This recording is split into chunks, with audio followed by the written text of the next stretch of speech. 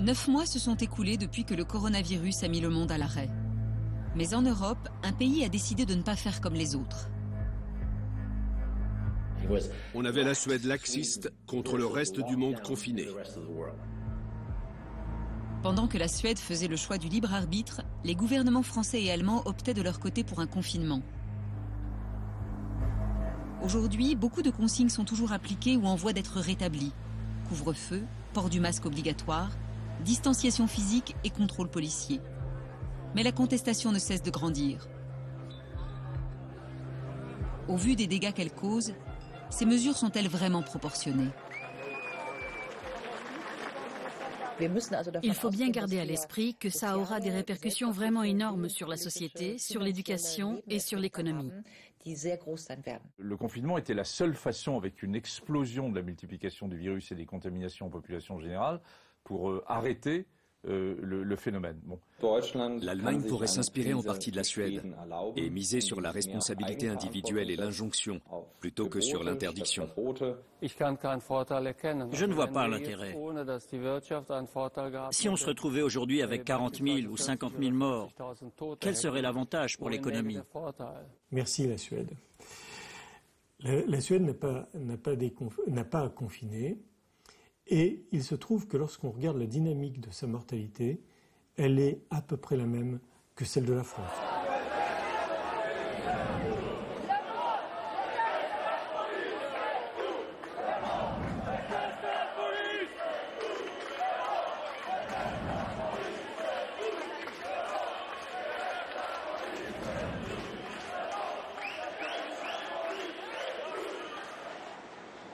Entre le printemps et l'automne 2020, plus de 40 000 personnes sont mortes de la Covid-19 en France. C'est l'un des taux de mortalité les plus élevés d'Europe. Si certains Français sont en deuil, beaucoup sont aussi très en colère contre leur gouvernement. Et ils l'expriment de plus en plus souvent, parfois avec véhémence. Paris, le 14 juillet. Des milliers de manifestants se réunissent place de la République. Principalement des médecins, des infirmiers et des aides-soignants. Toutes et tous ont le sentiment d'avoir été abandonnés en pleine tempête. On n'oubliera pas le manque de matériel, on n'oubliera pas le manque de personnel.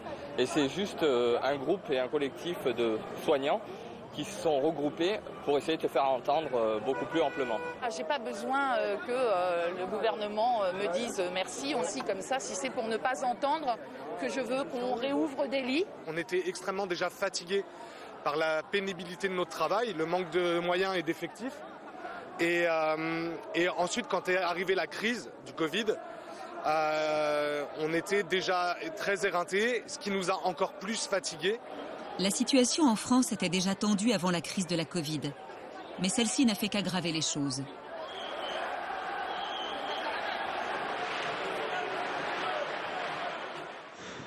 En Suède, c'est une toute autre ambiance. La plupart des habitants profitent de leur liberté et de restrictions relativement souples, comparées à d'autres pays européens. Résultat, ni colère, ni frustration.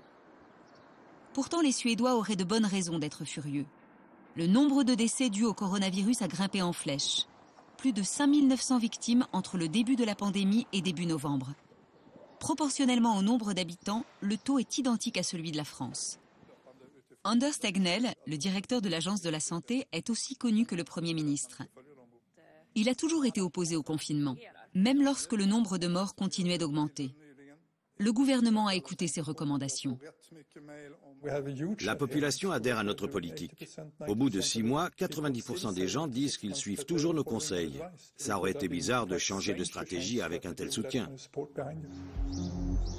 Au plus fort de la crise, beaucoup de Suédois sont restés chez eux et ont renoncé aux fêtes et aux contacts sociaux, mais de leur plein gré. Le gouvernement s'était préparé à devoir vivre longtemps avec le virus. On doit faire en sorte que notre société fonctionne. Donc, on essaie d'appliquer les bonnes mesures au bon moment. Et le plus important pour nous, contrairement à ce qui a été décidé dans d'autres pays, c'est que ces dispositions puissent s'inscrire dans la durée. Selon nous, ça ne sert à rien de mettre en place des mesures si c'est pour les lever au bout de quelques semaines. Dès le printemps, le Premier ministre suédois s'est adressé sans équivoque à ses concitoyens pour les préparer aux mois à venir. Det finns en stor risk att antalet fall kommer att bli betydligt fler. Vi löper naturligtvis också risk att dessvärre också se fler dödsoffer.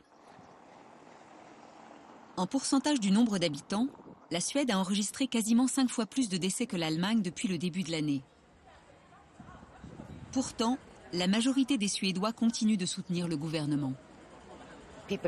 Les gens ne sont pas malheureux. La crise économique est moins forte ici que dans d'autres pays. Et ça aide à se sentir mieux. La méthode suédoise a très bien fonctionné. On a réussi à garder les écoles ouvertes, ce qui a permis aux parents de travailler. En Suède, on a ce fameux gourou de la santé, Anders Tegnell. Et je pense depuis le début qu'il a adopté la bonne stratégie. L'Allemagne, quant à elle, a choisi une solution à mi-chemin entre la France et la Suède. Certes, la population a subi des mesures sanitaires, mais pas aussi fortes que chez ses voisins d'outre-Rhin. La chancelière a fait appel à la solidarité de chacun. Es ist ernst. Nehmen Sie es auch ernst. Seit der deutschen Einheit, nein, seit dem Zweiten Weltkrieg, gab es keine Herausforderung an unser Land mehr, bei der es so sehr auf unser gemeinsames, solidarisches Handeln ankommt. Entre le printemps et l'automne, les sondages ont révélé qu'au moins 2 Allemands sur 3 jugeaient adaptées les mesures prises contre le coronavirus. Il y a un gros tiers qui a vraiment peur et donc qui approuve totalement les mesures, ou même qui souhaiterait des mesures renforcées. Mais il y a aussi une partie qui s'empresse sans doute d'obéir parce qu'on leur dit « c'est la majorité qui a un comportement raisonnable ». Or, qui voudrait ne pas être raisonnable? C'est la théorie d'Adorno sur les phénomènes de groupe, repérée également par Hannah Arendt dans les processus politiques. Quand on dit aux gens que c'est pour leur bien, ils sont prêts à accepter presque tout. C'est ce qui expliquerait aussi qu'on attribue au masque toute une charge symbolique. Regardez, je porte le masque, j'ai un comportement exemplaire. Je le porte même dans la rue, même quand elle est vide. Outre ces appels à la discipline, le gouvernement allemand semble avoir joué délibérément sur la corde sensible de la peur et de l'émotion. C'est du moins ce que semble indiquer un document interne du ministère de l'Intérieur datant du mois d'avril, dans lequel il est écrit « Le scénario du pire doit être clairement établi, avec toutes les conséquences que cela implique pour la population. Pour obtenir l'effet de choc souhaité, il faut exposer clairement les conséquences concrètes d'une infection sur la société. » Puis les auteurs du texte ajoutent que, dans le cas contraire, le pire des scénarios envisagés table sur 1 million de morts en 2020, rien qu'en Allemagne. Et il fallait expliquer aux gens que beaucoup allaient mourir chez eux dans d'atroces souffrances respiratoires, et que les enfants allaient contaminer leurs parents. Plus tard, le ministère de l'Intérieur s'en est expliqué. Le document a été réalisé dans le but d'analyser, au moment de sa rédaction, différents scénarios possibles de propagation du coronavirus, indépendamment de la probabilité de leur apparition.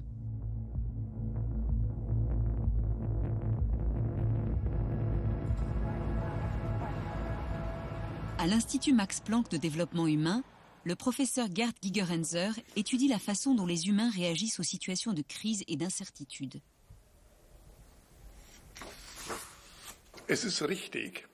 Une chose est sûre, les gens qui ont peur sont plus faciles à contrôler, du moins tant que la peur n'est pas trop forte. On peut donc supposer que les chiffres sur lesquels on s'est basé au début, qui étaient beaucoup trop élevés, ont permis de susciter suffisamment de peur pour que les règles sanitaires soient respectées. De manière générale, la peur est une réaction très humaine, un pur réflexe face au danger.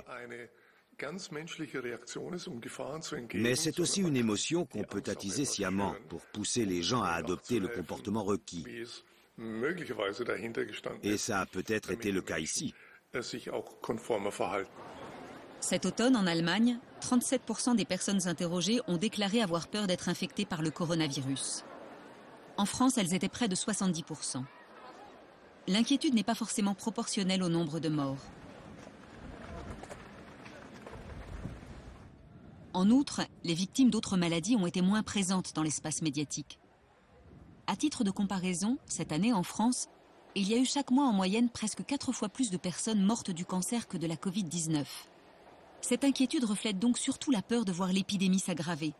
Certains appellent ce phénomène la peur des risques de choc.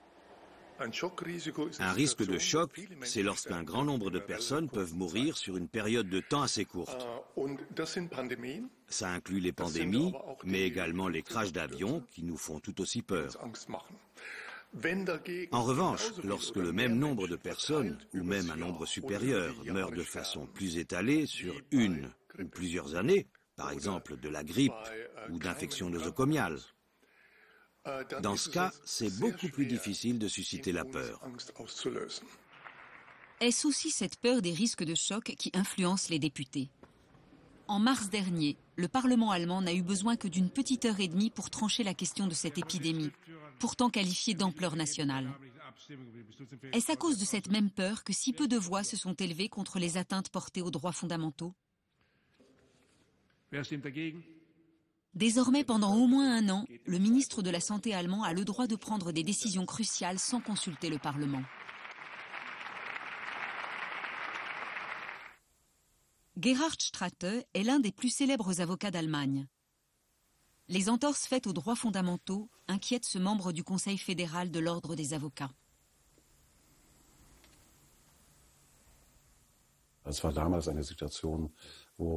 À l'époque, on avait encore du mal à estimer le mode opératoire et la puissance du virus. L'heure était aux décisions de l'exécutif. Et là-dessus, je n'ai pas mon mot à dire. Mais de telles atteintes aux droits fondamentaux ne sont tolérables que si elles ont une durée définie, une date limite en quelque sorte. Or, aujourd'hui, ça fait plusieurs mois que la pandémie sert à justifier cette ingérence des autorités. Et on ne sait toujours pas combien de temps ça va encore durer. C'est une situation à la fois peu compréhensible et difficilement supportable.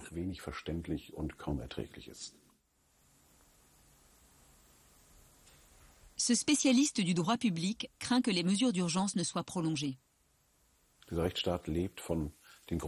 Un État de droit repose par définition sur des droits fondamentaux, qui ne doivent être ni altérés ni limités par des décrets.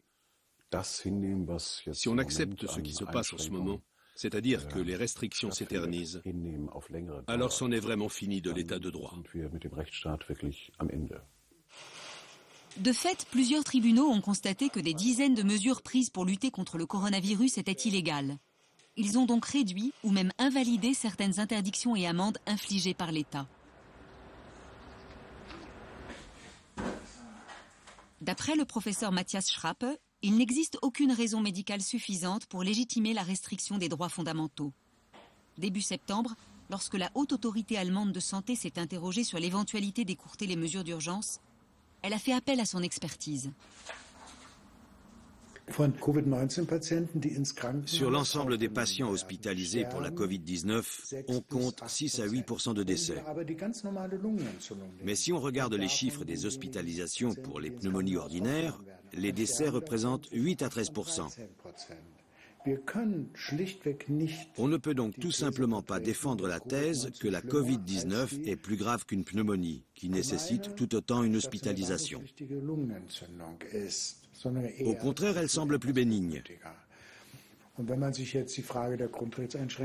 C'est pour ça qu'à mes yeux, elle ne constitue pas une justification valable pour restreindre les droits fondamentaux.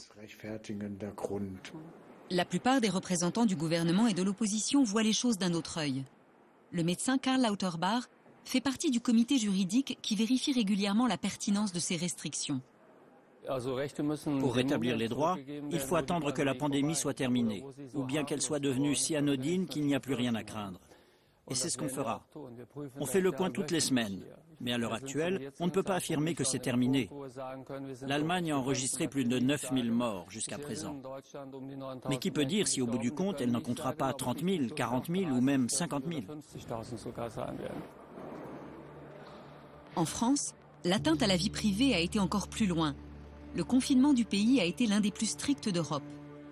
Pendant plusieurs semaines, la plupart des habitants n'ont eu le droit de quitter leur domicile qu'1 heure par jour. Pour ces détracteurs, le gouvernement a réagi trop tardivement et trop durement. Quant aux allocutions du président, elles rappelaient celles d'un certain général. Nous sommes en guerre. Au printemps, les hôpitaux étaient au bord de la rupture. Pénurie de personnel, de matériel, de lits et de respirateurs artificiels. Face à la saturation, certains malades de la Covid ont même dû être transférés à l'étranger. Ainsi, l'Allemagne a accueilli 130 de ces patients gravement atteints.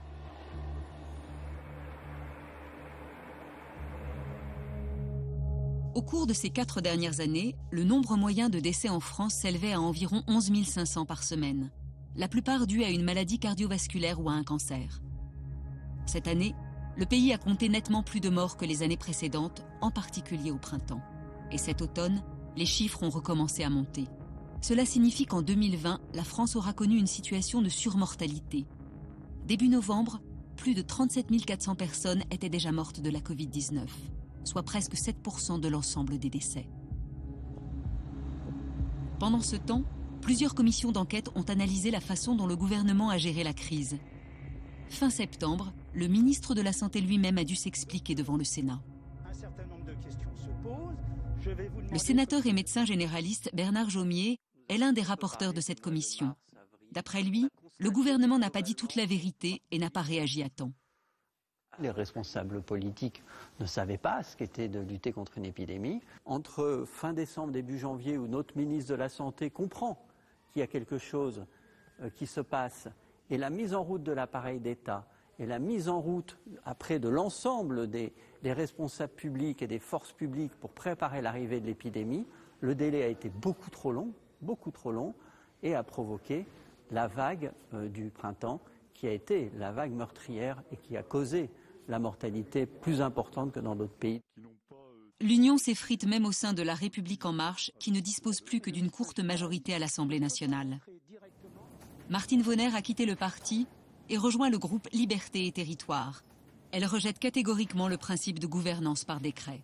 Le gouvernement peut prendre toutes les mesures de privation de liberté sans aucun contrôle parlementaire. Et c'est véritablement un danger pour la démocratie en France et pour les libertés fondamentales et les droits fondamentaux des citoyennes et des citoyens. Qu'aujourd'hui, nous ne vivons pas dans une démocratie. La démocratie française est totalement bâillonnée.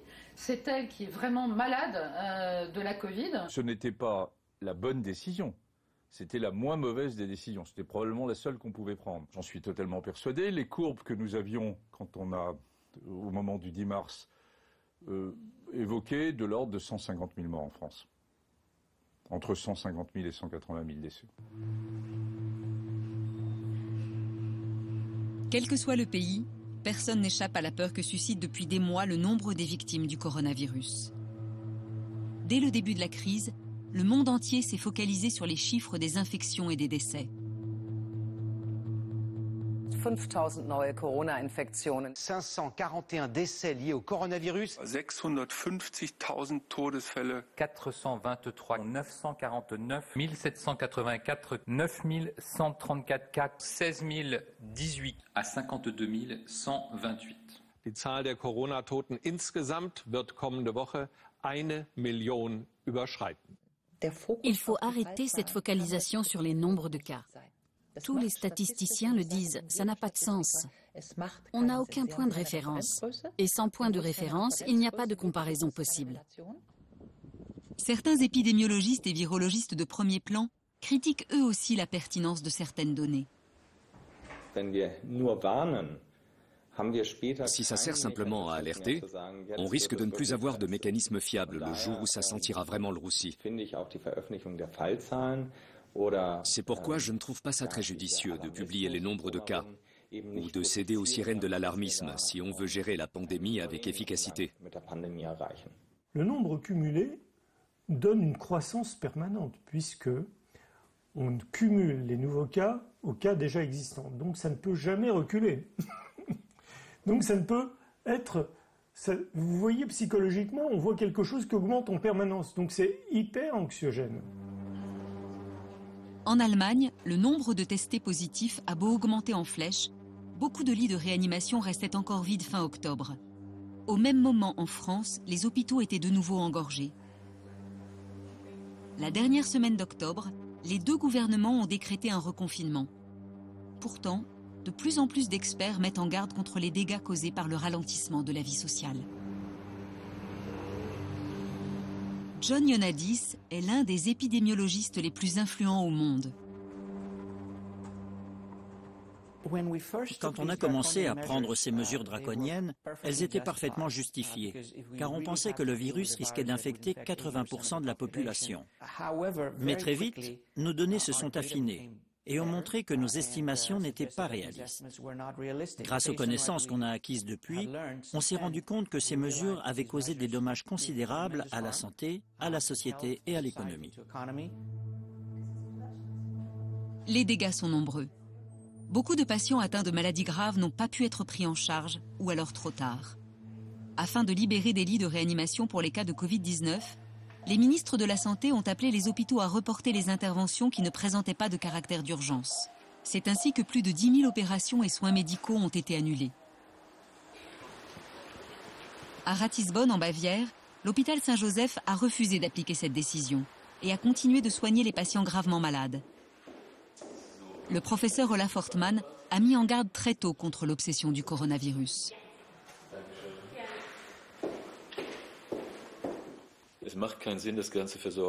Ça n'a aucun sens de réorganiser tout le système de soins pour ne traiter que les malades de la Covid. On doit aussi s'occuper des autres. En Allemagne, il y a 700 patients qui meurent chaque jour du cancer et 500 000 nouveaux cas chaque année. Il faut bien qu'on les soigne. C'est une énorme charge pour le système de santé, si ce n'est la plus importante. Parmi les nombreux patients qui n'ont pas été traités se trouvent également ceux qui n'ont pas osé venir à l'hôpital par peur d'être infectés. Entre mars et mai, plus de 1200 hôpitaux allemands ont mis une partie de leur personnel en chômage partiel. Et le nombre de décès a reculé par rapport à l'année précédente. En Allemagne, il oscille actuellement entre 16 000 et 20 000 par semaine. Comme en France, la plupart sont dus à une maladie cardiovasculaire ou à un cancer. Jusqu'à la mi-mars, le pays comptait moins de morts que les années précédentes. En avril, le chiffre est passé nettement au-dessus de la moyenne pendant quelques semaines en raison du coronavirus, avant de revenir à la normale. En août, la courbe a connu un nouveau pic, lié cette fois à la canicule qui a fait 19 450 victimes. La ligne rouge montre l'évolution des décès dus à la Covid-19 cette année. Début novembre, il s'élevait à 10 600.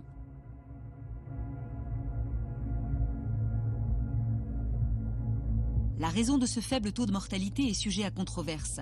Mais selon certains experts, cela tiendrait au confinement.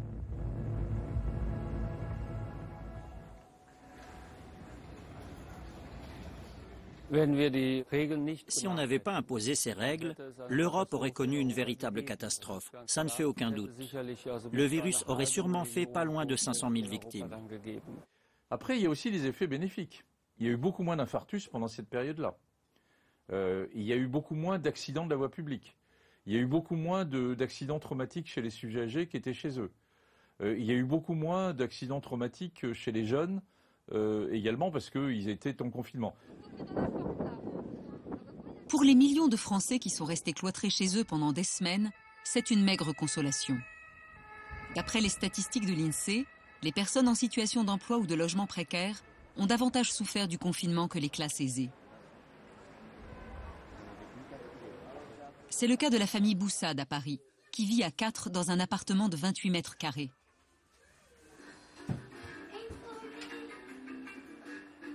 Il y a des conflits. Moi et ma femme, toujours des conflits. Dans toujours de serrer comme des sardines.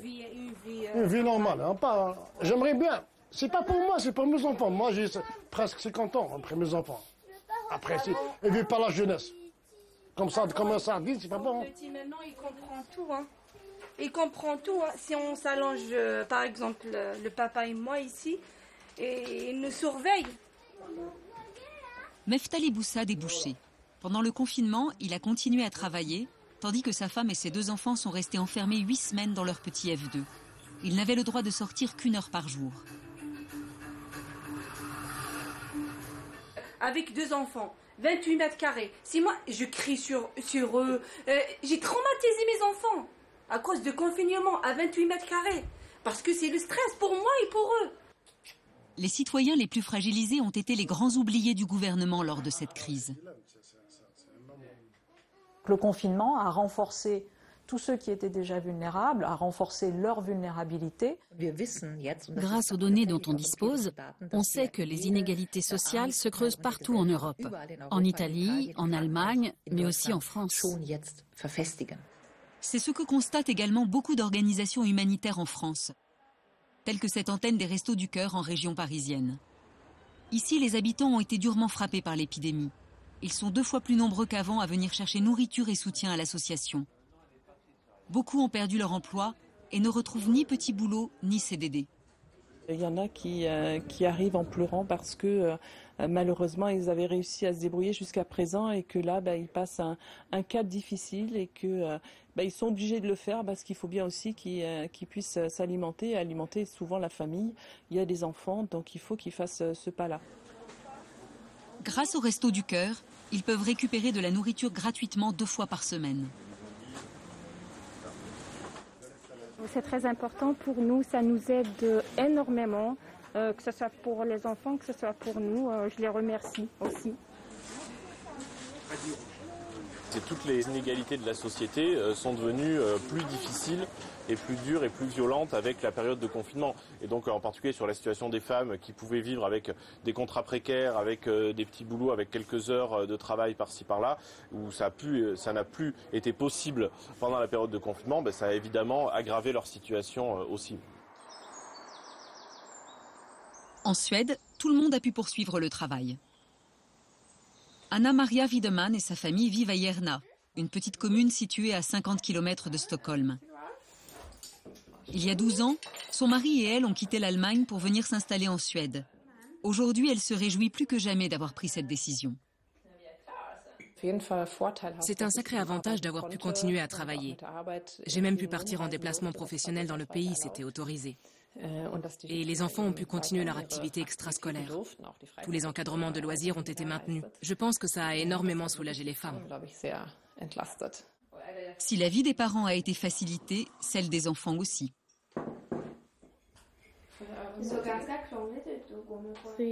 On devait garder nos distances, mais on avait quand même le droit de jouer avec les autres. Quand on est un couple de parents confinés avec ses enfants, je pense qu'on peut facilement craquer. Si la maison est trop petite, on finit tous par se taper sur les nerfs. Ici, au moins, on a pu éviter ces désagréments. Stockholm au mois d'août. L'école Björngård est restée ouverte tout le printemps. Seuls les cours de la seconde à la terminale ont été assurés par visioconférence.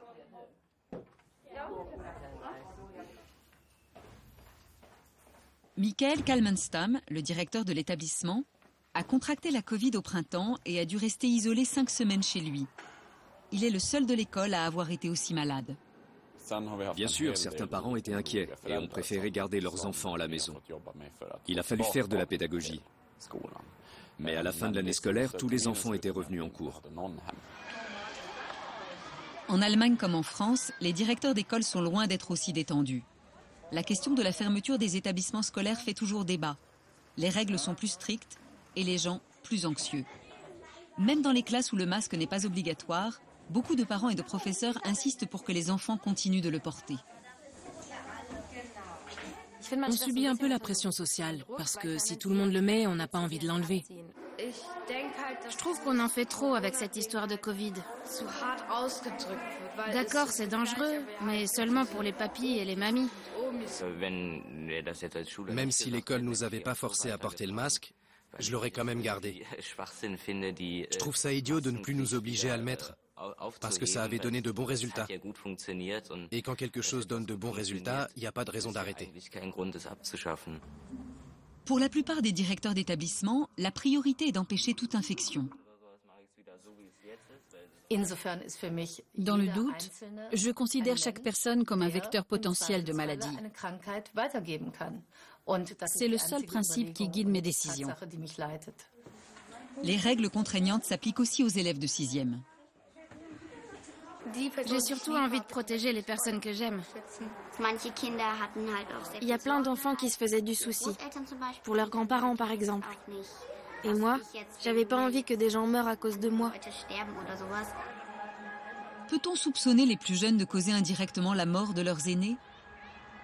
La Société nationale de pédiatrie rappelle à toutes fins utiles que les enfants ne transmettent que très rarement la maladie. Les médecins Nicolas Fels et Karine Michael vont même plus loin. Elles ont mis au point une troisième solution pour les écoles, où le port du masque n'est obligatoire que pour les personnes qui ont particulièrement besoin d'être protégées.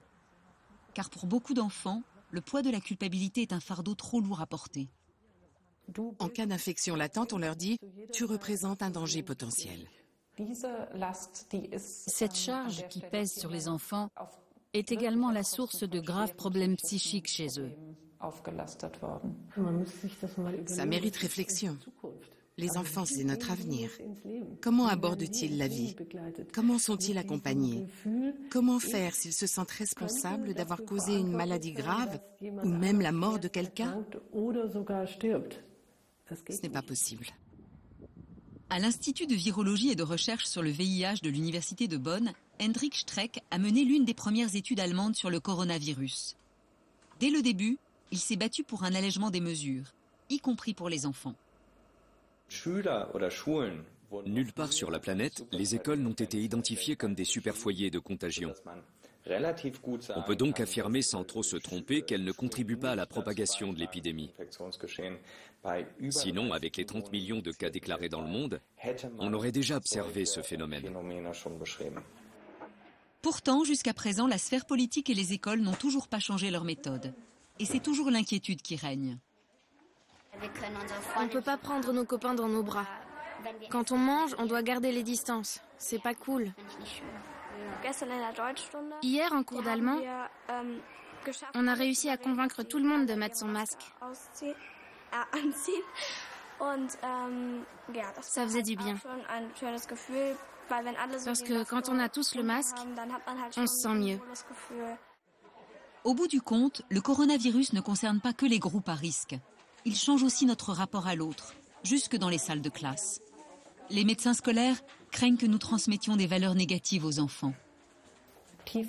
Se méfier des autres, avoir des soupçons, dénoncer son camarade qui fait une erreur.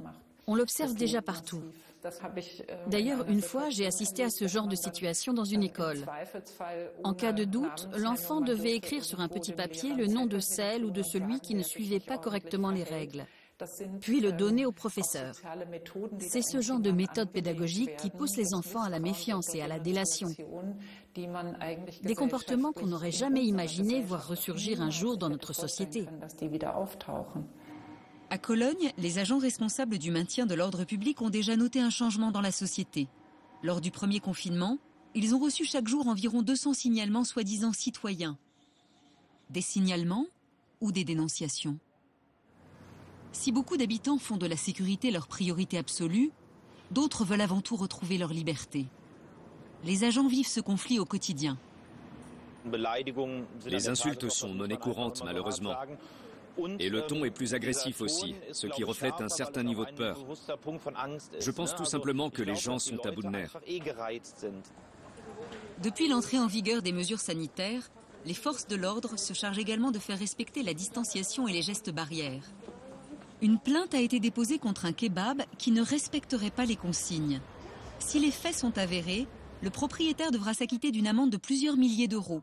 Et dans le pire des cas, son établissement sera fermé.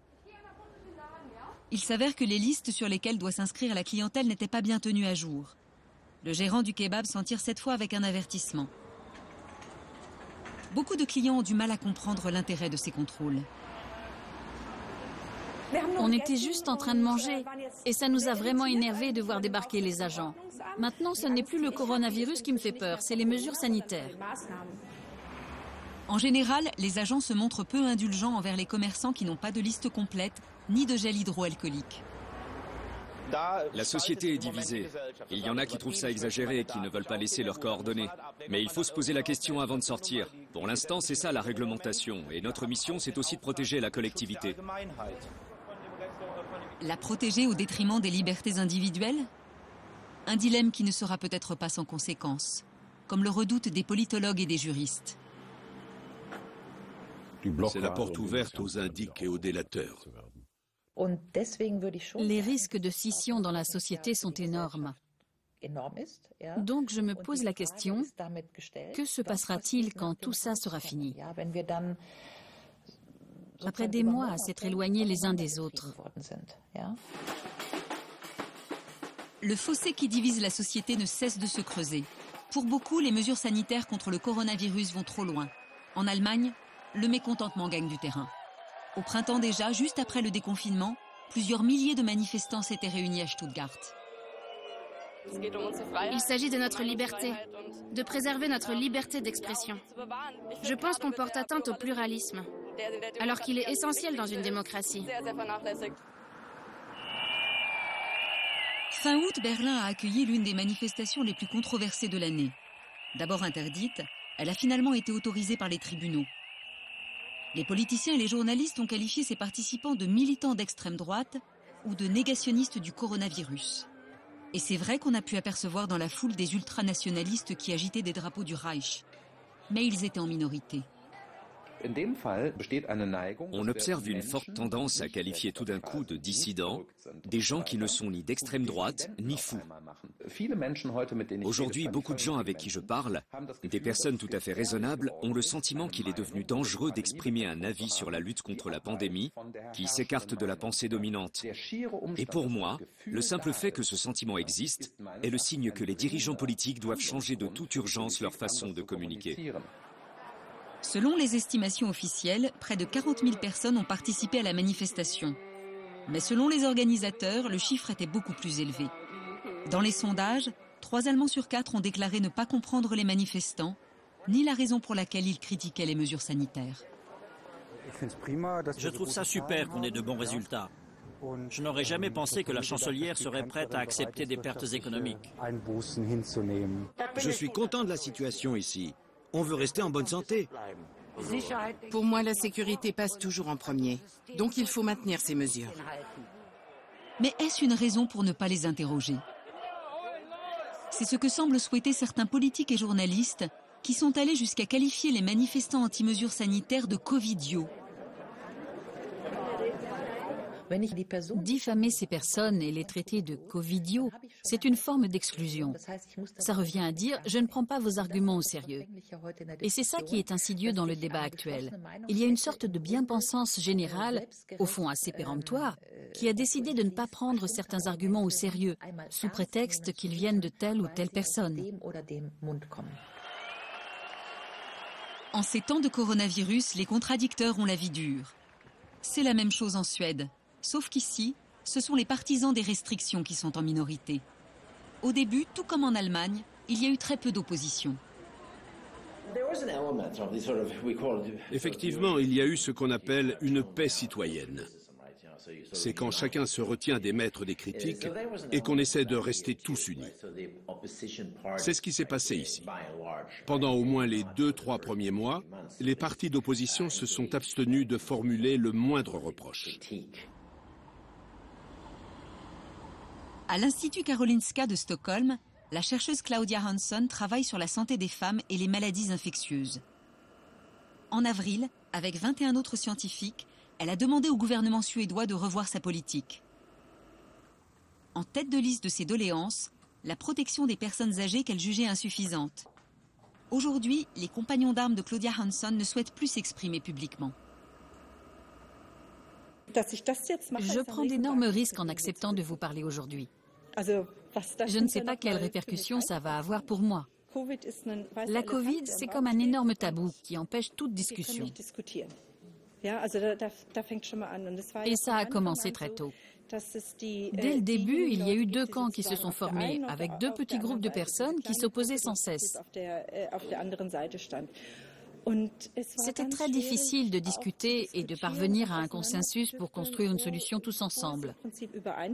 On était dans la confrontation permanente. Je me disais, mais on ne peut pas parler simplement, débattre simplement.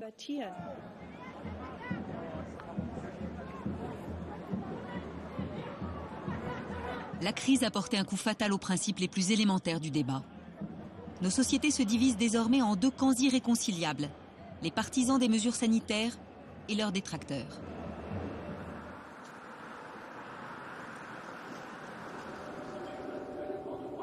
La question de la survie économique est souvent au cœur des tensions. Pour David Erler, manifester est le seul moyen de se faire entendre. Il est chanteur classique, mais actuellement réduit au silence. Car chanter est une activité trop risquée. Le plus déprimant pour moi, ça a été le moment où le métier de chanteur est devenu le plus dangereux qui puisse exister. Ça, je l'aurais jamais imaginé. Simplement parce que je chante, je deviens subitement un danger public et on m'interdit tout. Cette fois, c'est le monde du spectacle qui s'est réuni à Berlin pour exprimer sa détresse. Plus d'1 million de personnes ont désormais interdiction formelle de travailler. Beaucoup sont révoltés par cette injustice. Jusqu'à récemment encore, un spectateur de théâtre devait disposer d'un espace de 10 mètres carrés, alors que sur un vol low cost, la limite est de 0,5 mètres carrés. Donc on pourrait dire que cette décision est 20 fois plus injuste pour nous. Dans plusieurs régions allemandes, comme la Rhénanie du Nord-Westphalie ou la Saxe-Anhalt, les maisons closes ont eu le droit de rouvrir et de proposer à nouveau leurs services. Alors que les restrictions sont très sévères pour les grandes manifestations, les pièces de théâtre, les concerts. C'est un nouveau coup de massue pour l'ensemble du secteur culturel.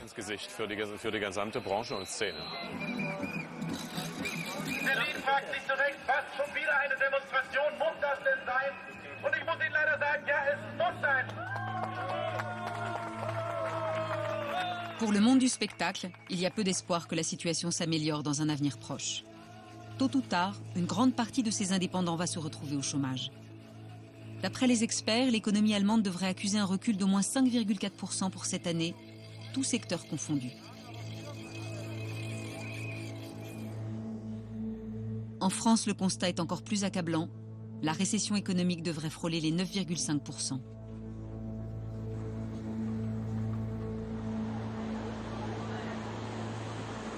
Christophe Cialdella dirige un hôtel de luxe dans le 9e arrondissement de Paris. Depuis le mois de mars, son établissement est totalement vide. Avec sa gouvernante générale, il passe en revue les chambres désertes. Ah, super. Paris, je suis assez choquée de voir, pour moi c'est une ville sinistrée aujourd'hui et je crois que nos politiques n'en saisissent pas la dimension. Le moment de vérité. L'hôtel appartient à une chaîne de Singapour. Pour l'instant, la maison mère continue de compenser les pertes financières, mais les 200 employés ont dû se mettre en chômage partiel et le gérant craint de devoir en licencier bientôt une grande partie. C'est une forme de crise de démocratie et puisqu'on enlève les libertés. Donc quelque part, on peut aussi se poser ce genre de questions. Du jour au lendemain, sans consultation, tout a été basé sur les experts ont dit, les experts ont dit. Au cours de l'hiver 2020, la crise économique va frapper de plus en plus de monde. Jusqu'à quel niveau de chômage, d'insolvabilité et de restriction des libertés une société peut-elle tenir ?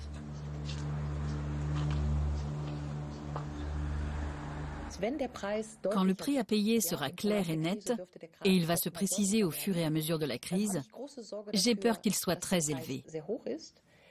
Et encore plus que cela entraîne un éclatement de la société.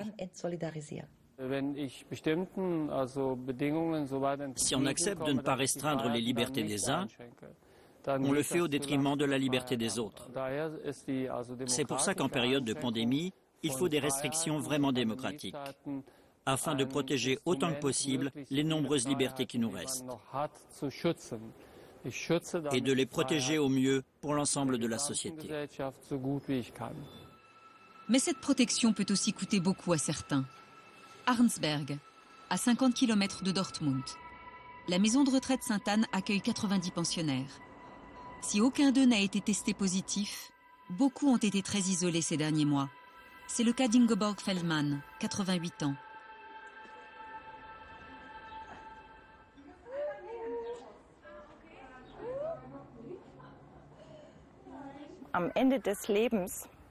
Pour quelqu'un qui arrive à la fin de sa vie, c'est quoi le plus important ?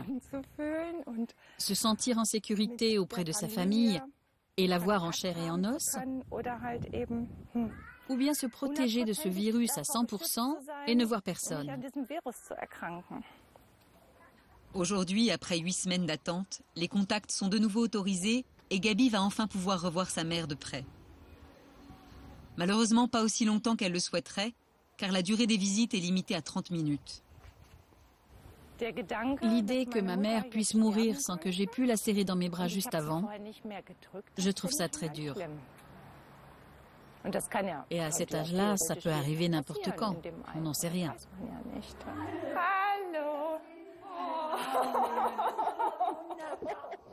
Das ist doch schön, mal. Guck mal, Dodo. So, jetzt müssen wir aufhören. Halt dich mal fest. La mère et la fille ont eu la permission de se prendre dans les bras quelques instants. En dehors de ces visites, Ingeborg doit rester dans la salle commune et n'a pas le droit de quitter la résidence. Ici, on est des prisonniers. On n'est pas libre. Si on veut aller quelque part, faire 2 ou 3 pas dans la rue, impossible, c'est interdit. Plus d'un tiers des décès dus à la Covid sont survenus dans les EHPAD. Mais pour le spécialiste de médecine interne Matthias Schrappe, enfermer les personnes âgées n'est pas la solution. Pourquoi ne pas proposer des prises en charge ciblées, avec test à l'appui? Voilà ce qu'il faudrait. Il ne s'agirait plus d'enfermer, mais d'aider.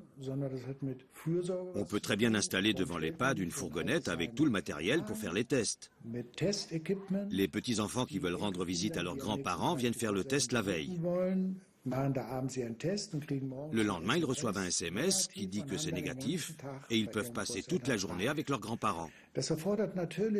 Bien sûr, ça demande une certaine énergie collective et de l'innovation, mais ce n'est pas insurmontable, surtout par rapport à ce qu'on fait déjà aujourd'hui.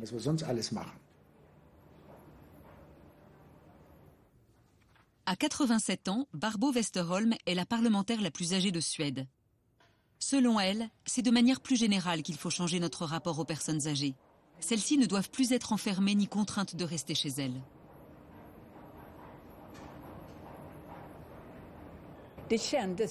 C'est comme si on nous disait « Vous êtes retraité, on n'a pas besoin de vous. Autant que vous restiez à la maison. Ça évitera la propagation du virus et aussi l'engorgement des services de santé. » L'OMS a établi que les pays riches étaient souvent hostiles aux personnes âgées. En résumé, il y a les gens qui sont utiles parce qu'ils travaillent et ceux qui ne servent à rien parce qu'ils sont retraités. D'après Barbro Westerholm, un confinement n'aurait pas évité la mort de toutes ces personnes âgées. La responsabilité incombe plutôt à l'état déplorable des établissements médicalisés. Un petit groupe de scientifiques suédois va même beaucoup plus loin. En choisissant de ne pas confiner, la Suède a pris d'énormes risques, mais en toute connaissance de cause. Par exemple, elle savait qu'elle n'avait pas remis en état ses EHPAD, parce que ça lui aurait pris plusieurs années. Elle savait qu'elle n'avait pas d'équipement de protection. Elle n'avait pas fait de tests, donc elle n'avait aucun moyen de contrôler l'épidémie. En gros, elle ne savait pas où elle allait. Ça veut dire que la population a accepté de laisser mourir ses parents.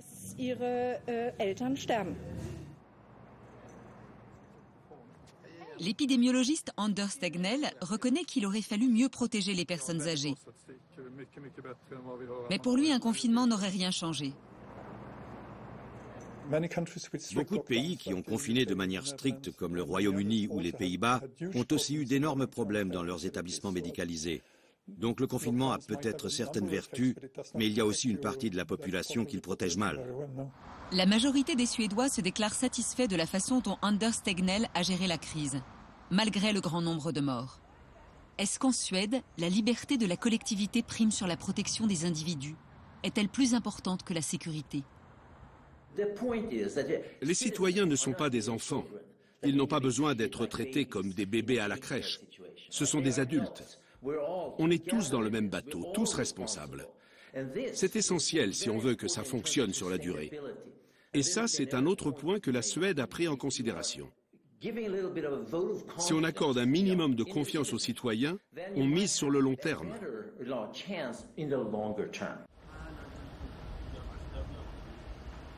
Pour la plupart des Suédois, le choix de la liberté a visiblement porté ses fruits. L'économie a été touchée moins durement ici que dans le reste de l'Europe. le gouvernement table sur une récession de 4,6%. Depuis fin octobre, après une longue période de stabilisation, le nombre de testés positifs remonte en flèche. Mais les Suédois maintiennent leur ligne de conduite. Un dirigeant doit être prêt à revoir ses positions, à revenir en arrière et même à faire volte-face en cas de nouvelles données. C'est très important de comprendre ça. Un politicien qui ne dévie jamais de sa ligne, ça peut être dangereux. Comment on reste un état de droit et social digne de ce nom dans un système d'urgence et dans un système de droit d'exception. Ça, c'est l'autre grande leçon. Ce qui pêche, c'est la communication. Il faut expliquer les mécanismes et surtout donner des précisions quotidiennes ou hebdomadaires sur la finalité de toutes ces mesures. Et ça, je ne l'ai pas encore entendu. Face à la nouvelle recrudescence des cas de Covid, les gouvernements français et allemands ont réagi fin octobre en instaurant des mesures plus drastiques et une nouvelle restriction des libertés. Tandis qu'en Suède, si les mesures ont dû être également renforcées, les dirigeants continuent de prôner le principe du libre arbitre et de faire confiance à la population. En attendant un traitement ou un vaccin, personne ne sait à ce jour quelle est la meilleure stratégie.